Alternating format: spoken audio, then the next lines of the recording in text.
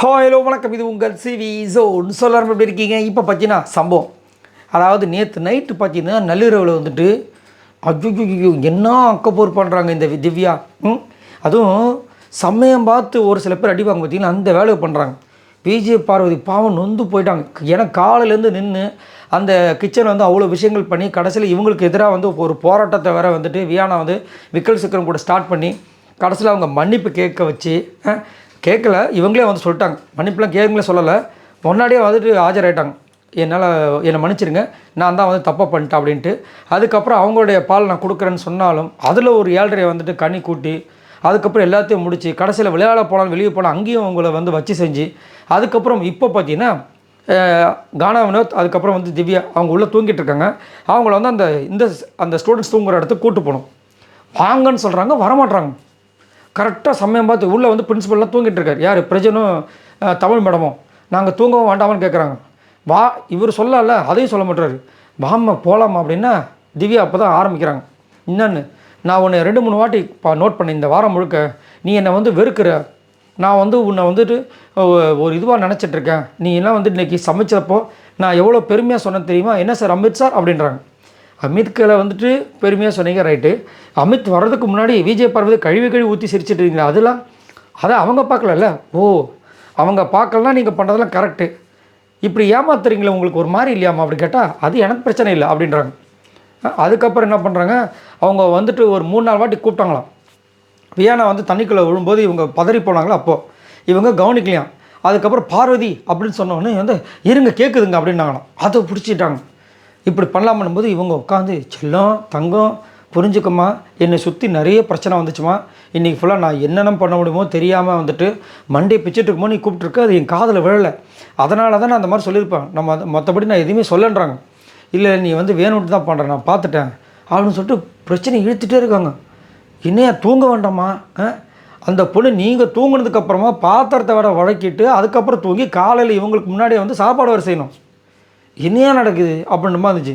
இதில் அதுக்கு இப்போ மேலே வந்து பக்கத்தில் வினோத் அவங்க வந்தால் தான் நான் எந்திரிப்பேன்னு சொல்லிட்டு அவர் படுத்துக்கிட்டார். அவங்கள எழுப்ப போகிறாங்க, செல்லம் எந்திரிப்பான்ட்டு.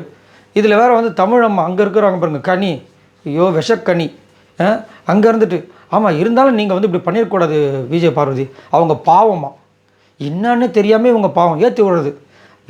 அதாவது கனிக்கு வந்து பார்த்திங்கன்னா விஜய் பார்வதிக்கு ஏதாவது பிரச்சனை நடக்கான்னு பார்த்துட்டே இருப்பாங்க. நடக்குது தெரிஞ்சவொடனே அங்கே வந்து லைட்டாக அப்படியே கொளுத்து விட்டுறது, இன்னும் எக்ஸ்ட்ரா பற்றிக்கிட்டோம்.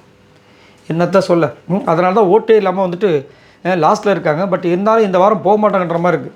ஆனால் திவ்யா வந்துட்டு இந்த அளவுக்கு ஒஸ்டர்பாக நான் சத்தியமாக நினச்சி பார்க்கல. ஏன்னா ஒரு ஒரு ஒரு ஒரு கட்டத்தில் வந்துட்டு இப்போ 50 நாள் கடந்து வந்ததுனால இவங்களை வந்துட்டு டைட்டில் வின்னராக யோசிக்கிறதுக்கு எல்லாருமே வந்து மைண்டு வந்து தயாராகிட்டுருக்கு.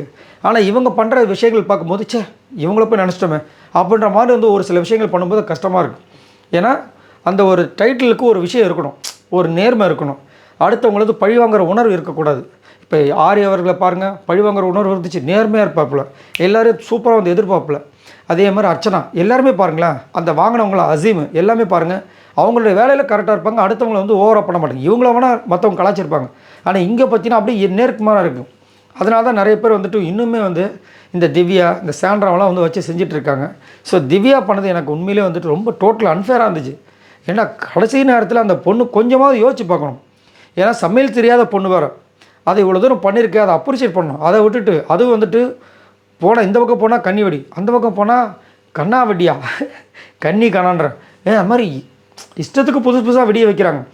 எங்கே வெடி இருக்குன்னு தெரில பாவம் அந்த பொண்ணுக்கு. இருந்தாலும் அதாவது இதுக்கு முன்னாடி ஞாபகம் இருக்குங்களா, எனக்கு இன்னும் ஞாபகத்தில் இருக்குது. கன்னி கூட ஒரு சண்டை வரும், இந்த டேக்கு ராஜா மாதான்னு சொல்லிட்டு ஒன்று பண்ணுவாங்க. அந்த டைமில் என்னம்மா வந்து கத்திட்டு கூச்சல் போட்டுட்டு எந்த அளவுக்கு வந்து அட்டகாசம் பண்ணிட்டுருப்பாங்க.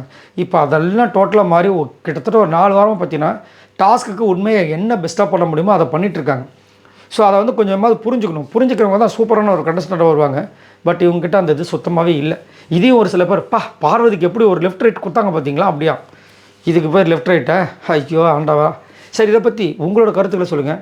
திவ்யா, விஜய் பார்வதி இவங்க 2 பேரில் உங்களோட சப்போர்ட் யாருக்கு? மறக்காமல் கமெண்ட்ஸ் பண்ணுங்கள். பாய் நண்பர்களே, மறக்காமல் சப்ஸ்கிரைப் பண்ணுங்கள் நண்பர்களே. பாய்.